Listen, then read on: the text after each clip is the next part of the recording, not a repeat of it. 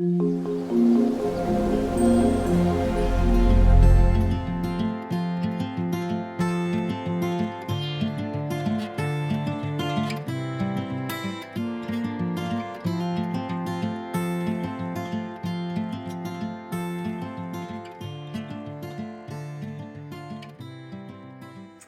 hello everyone, and welcome to Art is for Everyone on YouTube. And this is my first video in a while, but it's going to be an Art is for Everyone video. And I made another one a couple weeks ago, but ended up taking it down because someone told me it was very similar to another teacher's video, whom I didn't know, and I sent her a message and she never responded to me. So I did the video again and for my Patreon and used the same exact reference photo, and it turned out again very similar, but I don't know how different a pot of lavender could look. So it is what it is. So I did it over and it still looked very similar, but I'm kind of wondering if we didn't use the same reference photo. So anyhow, so I'm back, and this is going to be an Art is for Everyone video about painting Pussywillows. And I love them.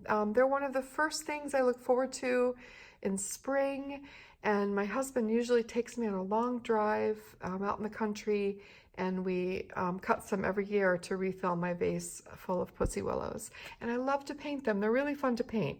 And you can get a very elegant little painting, even a very, very beginner can get a very elegant painting when painting Pussywillows. So I'm going to talk about my supplies. I've got here an HB pencil. This is just a mechanical pencil. I have a size 000 pointed squirrel mop, which would also be like about a size 6 pointed round. This is just my favorite brush, so I always use it for everything. And then I have a piece of printmaking paper by BFK Reeves. However, any kind of watercolor paper would do for this, as long as it's not overly textured, because the work we're doing is fairly fine. I think more toward a hot press is better, or a cold press paper that isn't heavily textured. You could also use mixed media paper, or really even printmaking paper, or really good quality drawing paper for this project, and you will get great results. The other thing I want to mention is sometimes these are fun to paint on a darker background like this.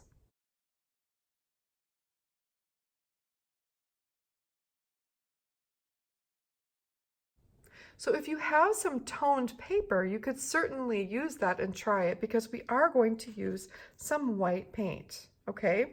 Now, if you're using the Art is for Everyone set, you will be using buff Titane.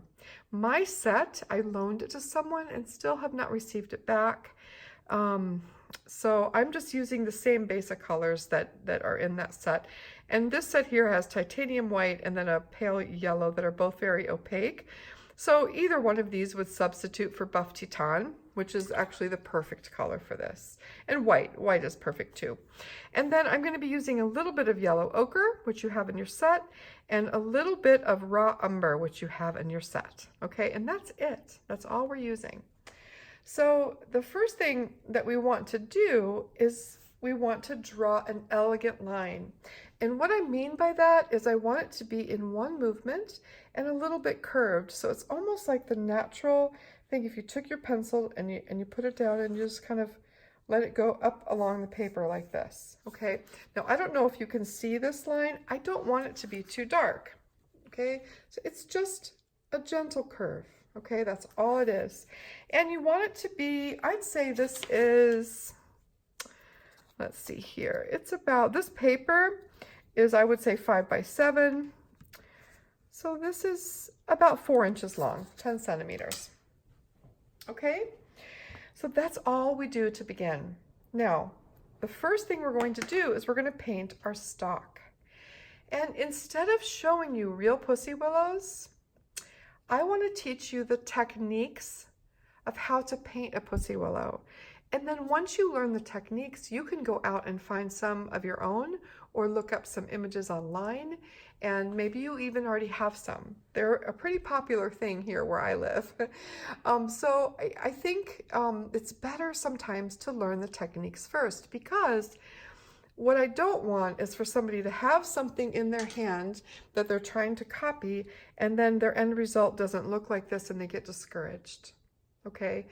There's plenty of time for that. But what we can learn is we can learn the techniques and the steps we would take to eventually draw from life.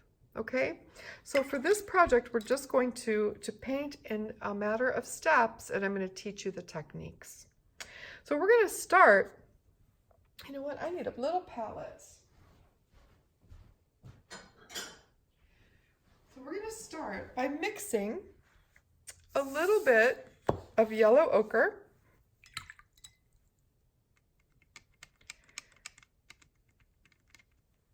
So put a little bit of yellow ochre in your palette.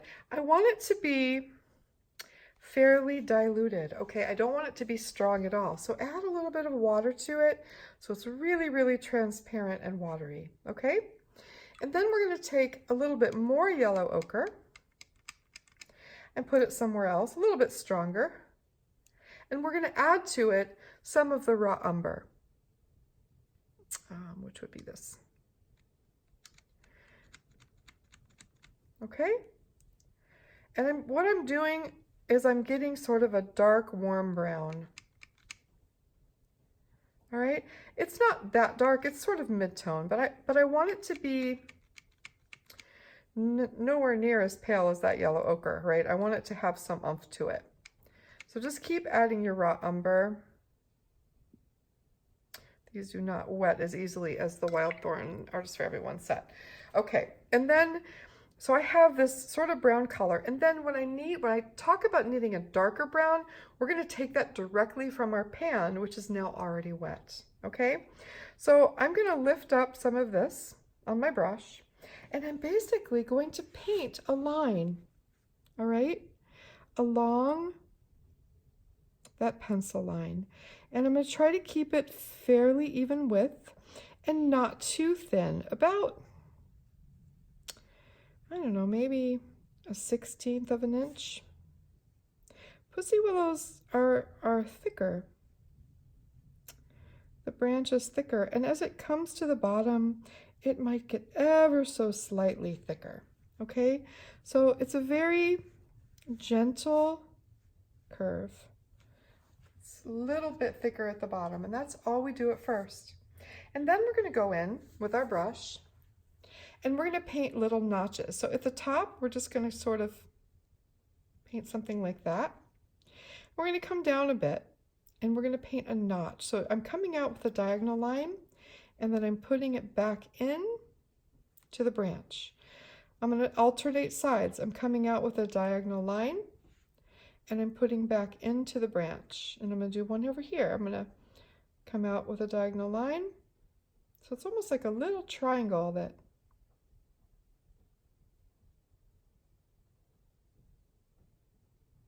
okay, and then maybe one more diagonal line there. Now, while this is still wet, I'm going to take some of that brown straight from the pan, and I'm going to drop it really dark, okay, next to where I put these little notches on my branch, just sort of next to them and under them. I'm going to put a little bit up at the top too, all right? And I sort of went out of my, how that happens, but it did. Okay, a little bit more.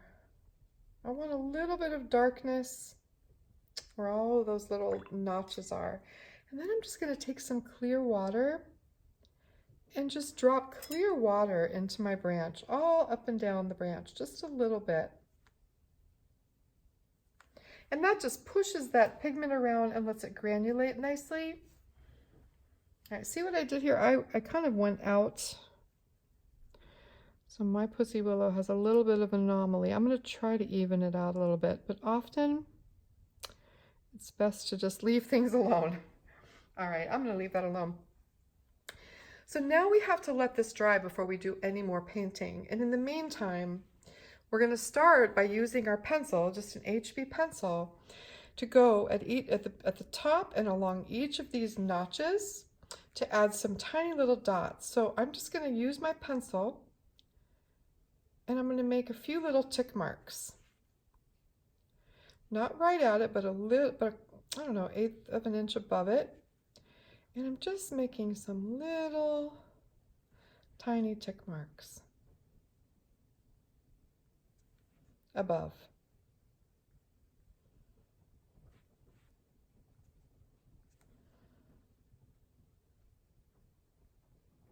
Little tiny tick marks, and that's going to help us know where to paint our Pussywillows, and it's also going to help form the Pussywillows. So now that that's done, we do need to let this dry completely. What I suggest is that you start with one branch of Pussywillows, and then once you get this technique, you can make another composition where you might cross 2 or even 3 or even 5 and make a little composition of different Pussywillow sticks. All right, so let's let this dry and then we'll be back to do the rest. Okay, so now my branch is dry and it's time to get on to the fun part, which is painting the sweet little furry Pussywillow catkins. And what I want to stress with this is to have a very light touch with everything. These are very delicate little things, they're very pale. We do need some color to create them, but mostly we want water, okay? So we're starting this actually with a water glaze, all right? And I'm using a brush with a really good point on it, and I'm coming to I'm going to try to zoom in on this as well as possible so you can see it. I'm trying to think what would be, probably the best would be this way. And I'm coming in with the tip of my brush, and I'm putting little tick marks around the outside of where I put those pencil marks. So it's not just a straight oval, okay? But they're little tiny tick marks. And then I don't want it to be a flood of water, so I'm just going to wick up any extra water. But you'll notice that I didn't put any water in the center where the little dots are. Then I'm going to take that watered down yellow ochre and I'm just going to touch it here and there to the edge of that water glaze that I put down. And then I'm going to go right into my raw umber and pick some up. And I'm just going to put a few little dots of raw umber where it's still dry. Okay? Rinse my brush and then with clear water, drop water into that raw umber.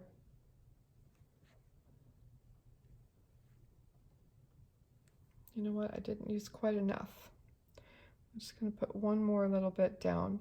Drop water into the raw umber so it starts to push out and sort of push into the little water glaze that we made. Now I know that sounds tricky, okay, but it only takes a few times to try it. Now at the base of this Pussywillow, we're going to paint a little something later at the base. But for right now, we're just doing these steps. So I'm going to do the next one here.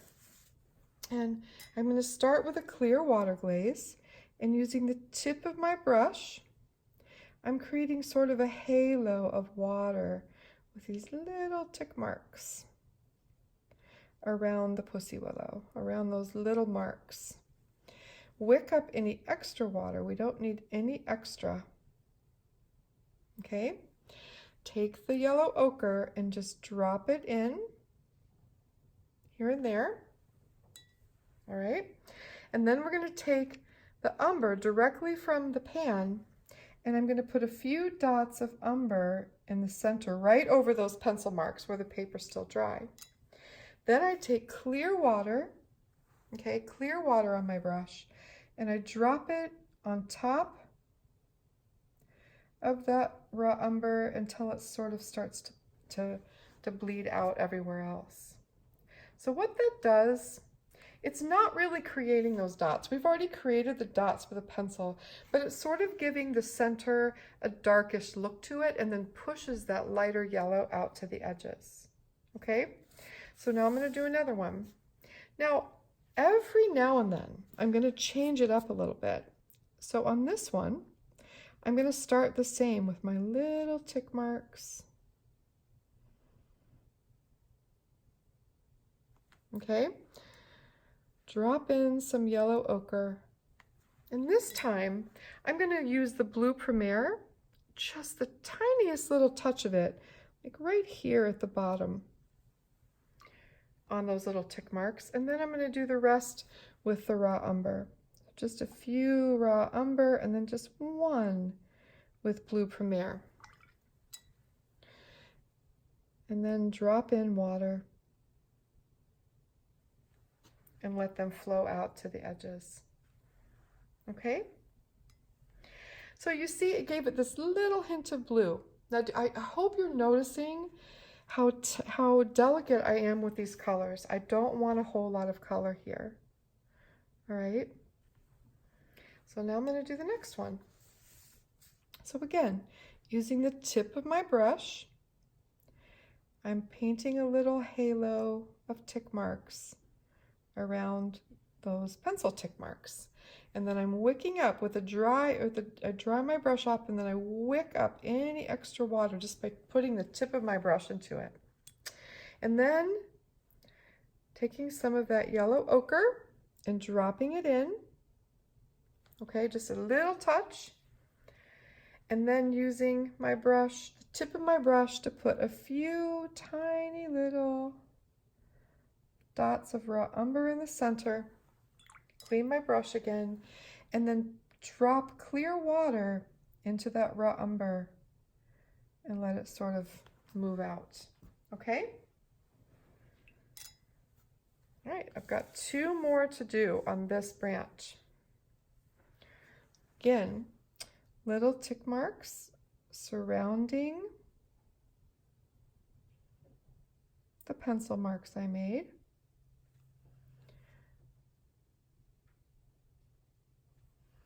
Drying that, wicking up the extra water. Getting a little bit of yellow ochre, touching it here and there, not too much. And I think I'll put the blue on this one again, just one little tiny dot of blue toward, oops, that was almost too much, but it'll be okay. If I put too much, I can always stick a dry brush in there and wick it up. And then just a few little tick marks of the brown. Rinse my brush and then use clear water to push clear water onto that brown and let it flow out to the edges. And then one more to do, and then we have to let this dry again. So tiny little tick marks of water. Wicking up any extra. A little yellow ochre here and there. Some raw umber dots in the center. And then clear water on top of the raw umber to sort of push it out. There. Okay, so this step is now finished. I'm going to let this dry again, and then I'm going to come back and I'm going to add in a couple little details for the very final step of this project. Okay, so the Pussywillows are now dry, and now we're going to add another layer on top of this.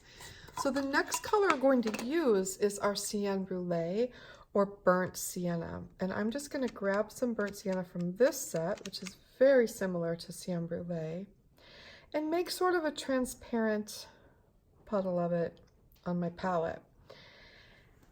And now what I'm going to do is underneath each Pussywillow, I'm just going to put a little bit of Cyan Brûlée along that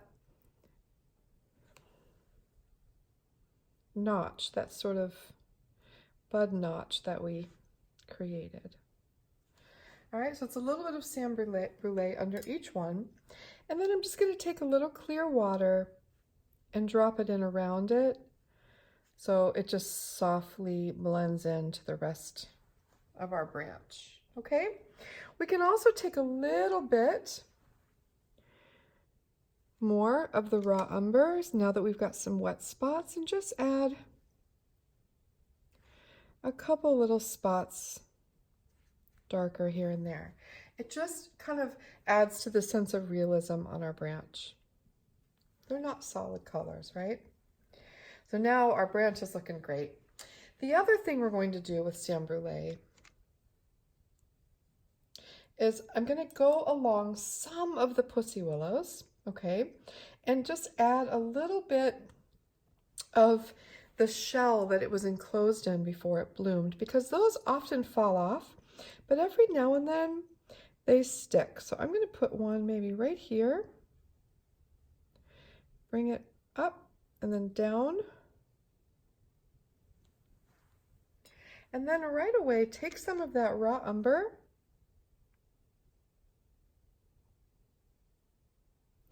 and just drop it in.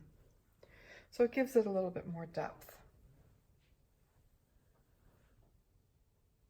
I didn't do very well with my line there.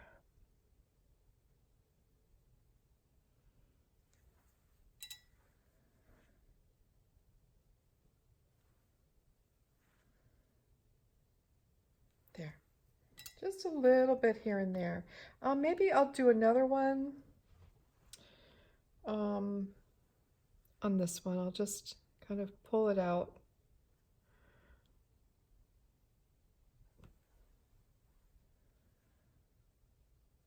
And then some of the raw umber. Join it to the branch, make it a little bit darker.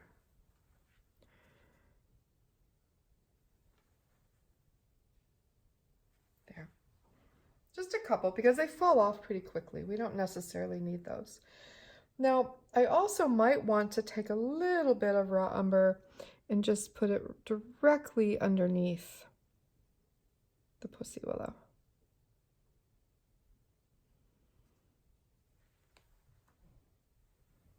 A little bit more dimension. And every time I do that, I just use a tiny bit of water. Just soften things and let it just sort of blend into everything else. Okay? So I'm really liking how this looks now. Now, the next step is we want to use some white, or buff Titane would be fine, to add a little bit of dimension to things. Now, I'm going to get this opaque color, so if you use buff Titane, make sure you just really saturate your brush with it, or you can also use white gouache or titanium white watercolor. And then you're going to want to dry it off on your towel and then saturate it again, so you have just some really strong pigment on the tip of your brush, and make sure you've let it come to a fine point. And what I'm going to do is I'm going to start at this top one here, and I'm just going to put a few little tick marks here and there, especially toward the center, and especially right where it meets the branch. Just a few little tick marks. Grab some more white. This one is still wet, so I'll leave that alone. A couple little tick marks here and there.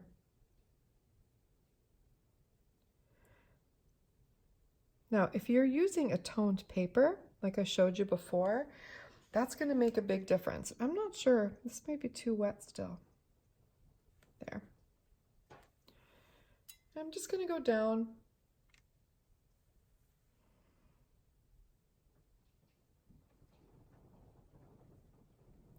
And the white is not going to stay this white. Anytime you use white gouache or watercolor, chances are it's going to disappear a little bit, and that's okay. That's what you want. You don't want it to be too distinct. But it does add a little something to these.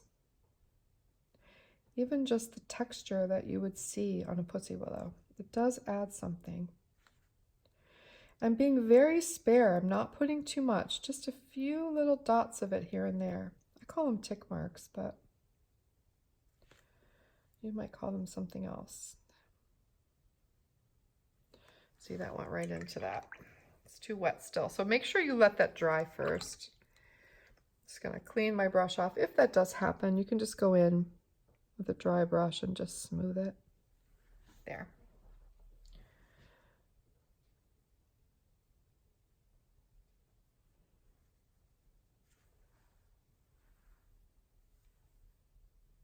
Okay, so every now and then I might take a little bit of that yellow ochre on my brush and just put a couple little tick marks right above and around where my pencil marks are. Just a little bit here and there. Just to give it even more depth. But I think that's pretty good. This one, definitely a little bit more. And that one was the one that ended up being very pale, and this one too. So if one ends up being really pale, you can always go back in with a little raw umber, and then again push the water into it to soften it and let it move out a little bit to the edges. There, I like that. And let these dry. And that is how you make Pussywillows. All right, so now that you have this technique down, you can find some real ones and you can take a look at them, and you can sort of copy. So a lot of times Pussywillows will have one on the very tip. Sometimes they break off, or sometimes they never open, but there is often one on the very top, so that's why we did that. And then they sort of alternate down the branch, okay? And you can take a look at one and you can try to get the angles that they have, and you can try to get even more true to the color or the texture of the branch in your final steps. But your beginning steps are going to be exactly the same. So I recommend practicing this once or twice and then finding some real Pussywillows or a picture of one and trying it again to see how you do. The main things we're learning here is how to get that very soft look, right? It's very soft and hazy, and it's not just all dark. There's white on top of it. So we want it to look like that. We want to look like it's this little hazy, creamy color with some darkness inside. And that's hard to do if you try to just paint it that way. So you kind of have to let the watercolor do the work for you. And that's why this is my approach anyways. Other people might do it differently, but this is how I paint Pussywillows. So I will put a close-up of this in at the end of the video, and I hope you'll try it. I will be back next time with a dandelion lesson, and I always encourage you to check out my Patreon. I'm very busy right now. I've got some big projects. I'm working on another book, and just have my regular work to do and getting ready for an exhibition in the fall. And so I have to do things so I can pay my bills right now.